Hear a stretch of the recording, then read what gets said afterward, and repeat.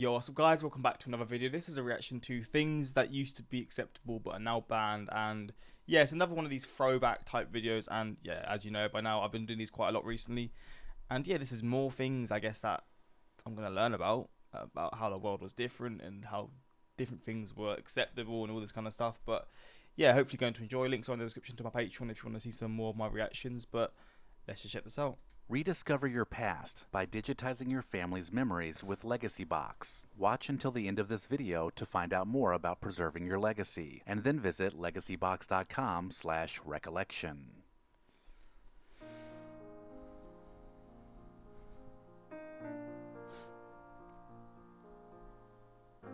Seatbelts have been mandatory in most Seatbelts. I mean, I only recently found out that they're actually a lot more recent than I realised. Like, these only became a thing, what, in the 90s? I think in the video that I reacted to 2 days ago, it mentioned how they were, in the 90s, they were first put into, like, law.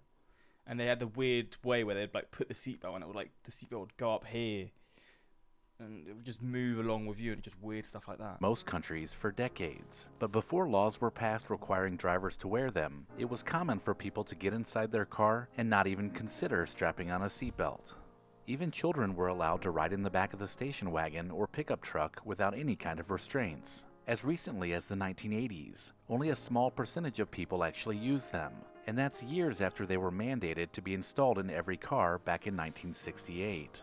After studies showed that seatbelt use could greatly reduce the risk of injury or death during an accident, laws were put into place to make it mandatory. Now, over 90% of people wear their seatbelt. But if you are over 18 and you want the freedom to not buckle up, there is still one state where you can live free or die, Oh, wow. and that's New Hampshire, What? where they live by that motto. Damn, wait. Isn't this Italian? Welcome, I don't know how to say it. Is that Italian? Wait, is there an Italian presence in New Hampshire or something? I think it's Italian, I might be wrong. Smoking used to be very common, and pretty much everybody would light up. This was a time when you could smoke anywhere, in restaurants, on airplanes. Bro, when I found out you could smoke on airplane, I was baffled. And it wasn't even that long ago. I was watching this show, a UK show. It's just basically a documentary of what it is like to... No, it's not really a documentary. I don't know how they call it. It's basically just showing the perspective of people who work in airports and planes. And it was filmed from like the mid-90s, and people were smoking on the airplane. And I was like, what? I mean, I assumed maybe it was possible at one point, but I couldn't comprehend that. Because where's the smoke going to go? It's just going to keep moving around, and there was no care for it. And up to so recently as well. But again, for a lot of you watching this, this is just a common thing. But for me, seeing this, I couldn't comprehend it, and I still can't. And even in hospitals. Many of these Wow. places even supplied Hospitals. The more you know. matches for their customers, just in case they didn't have a lighter. Over the years, smoking and the side effects associated with the habit became more clear, and dangerous warning labels were applied to the packaging. Things like lung cancer and heart disease were among the most damaging, and with that, laws were put into place to limit smoking in public places, or they were banned altogether. These laws have helped reduce exposure to secondhand smoke, and have also worked to reduce the number of people who smoke in general. Well, that and the fact that cigarettes are heavily taxed, making it an expensive habit. Well, most people who smoke or don't even smoke just want to get a bit of money. They usually buy a load of cheap cigarettes from whatever place they've went on holiday to, and then you'll just sell them when you're back in the UK or wherever you're from. That's a common thing that people do, for sure. I don't smoke, I could never. Bicycle helmets have been around for a long time, but it took a long time for them to catch on. To be fair, I don't really wear a bicycle helmet. I probably should, but I don't.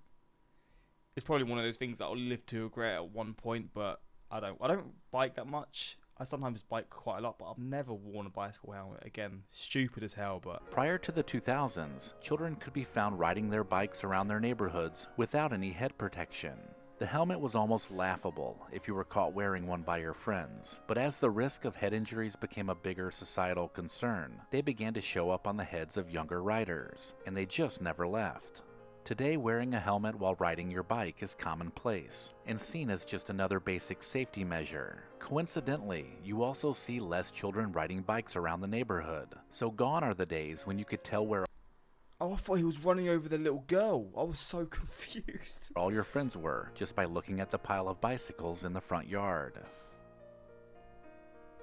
Physical punishment, like getting a spanking, was once the primary form of discipline for many families. Some people got swatted with a hand, while others got a belt, a switch, or even a wooden spoon. And if you were like me, you may have gotten a little bit of everything. What is that? Is that a cricket bat? Over the years, punishments like this have become taboo because of the fear of child abuse. Some believe that spankings may lead to feelings of anger and resentment, while others insist it kept children in line.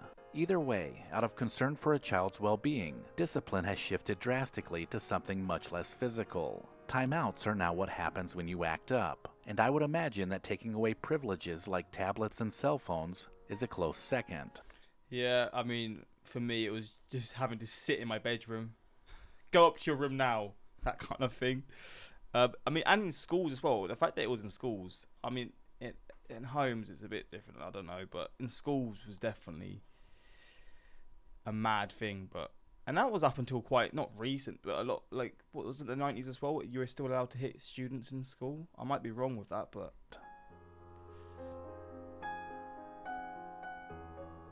Remember when you would ride in the car with your parents to run errands? Many of us do, and it was pretty common for the kids to wait in the car while mom or dad ran inside. Yeah, I did that a couple times, to be fair. They'll go to the shops and I'd sit inside the car. Unattended children in cars with the windows down was all too common back in the day, but lately this practice is frowned upon.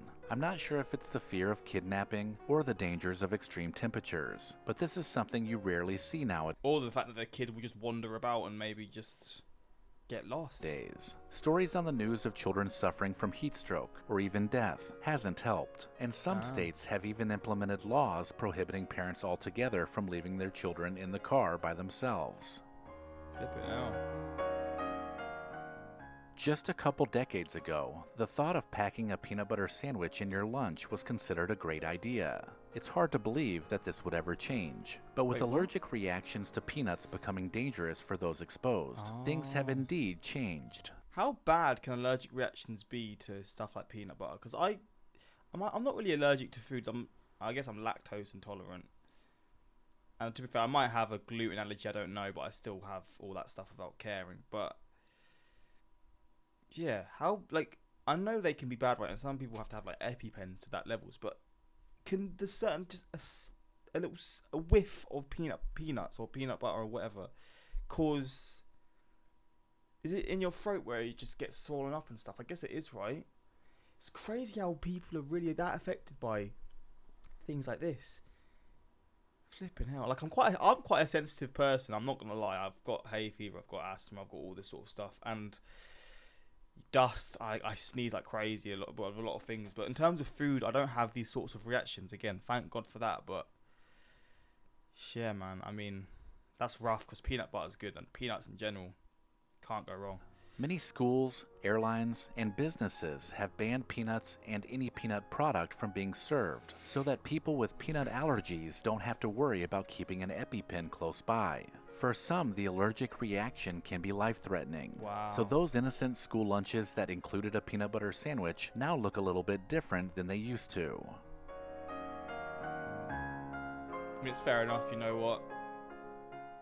Over the years, many baby products have been banned due to safety concerns. For instance, a standard baby crib that was once considered safe was scrutinized in just about every way in the name of safety. The firmness of the mattress, the bedding, the decorations around the crib, and even the position that newborn babies sleep have been completely updated. Not to mention drop-side cribs, which were the ones that had one side that could be dropped down, were found to pose a risk of entrapment or strangulation for infants. These concerns, along with sudden infant death syndrome, have been the driving force behind regulations that affect these now banned baby products. Jeez. The days of recess games like dodgeball and Red Rover, which were once popular on playgrounds across the Don't say they've banned dodgeball. country, are now considered too rough. Dodgeball? Who's banned dodgeball? I mean, I left school 2017, and throughout high school, we played dodgeball all the time. I think some people would just sit out, but come on, I don't think. I mean, unless they've changed it literally in the last 5 years, maybe in different schools as well. I might be wrong. Maybe it's just my school was just like, you know what, fuck it, it's just dodgeball. But god damn, man, that's wild. With safety concerns tightening, physical education now looks quite different. Dodgeball in particular was found to be too aggressive and potentially dangerous, with some children suffering from concussions and even broken bones. And Red Rover was also found to pose a risk of injury. What is Red Rover? I actually don't have a clue what Red Rover is. Red Rover game.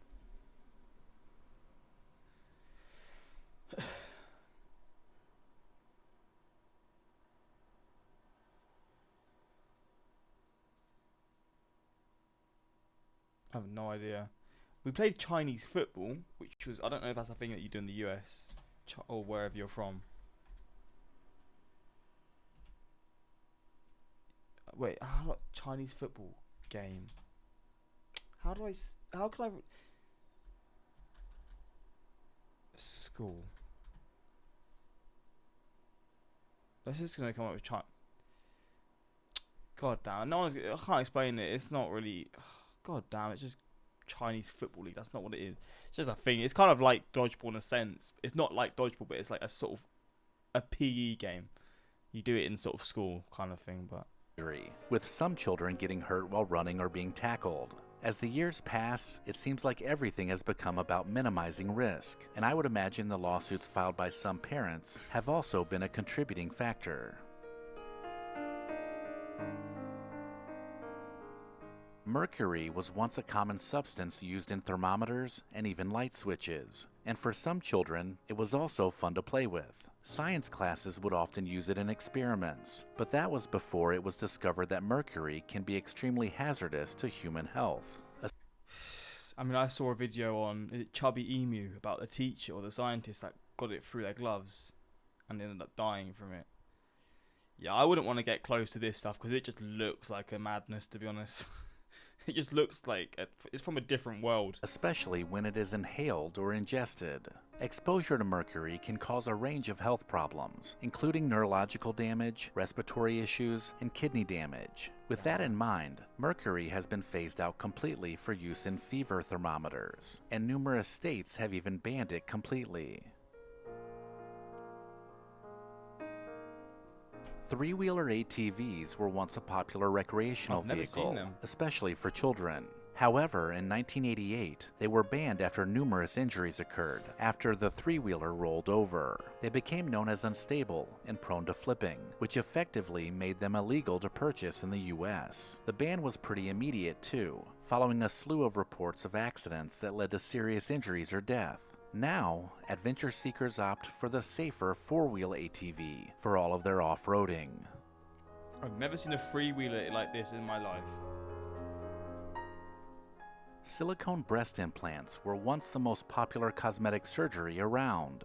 Women during the 1980s and 1990s who... Oh, is it a different material now?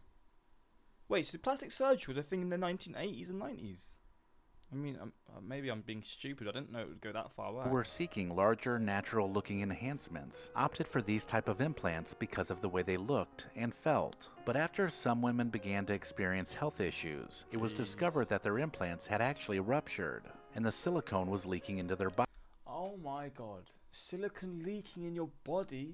Causing autoimmune disorders. As a result, silicone breast implants were banned in the US in the early 1990s, but they were later reapproved after further studies showed that they were safe.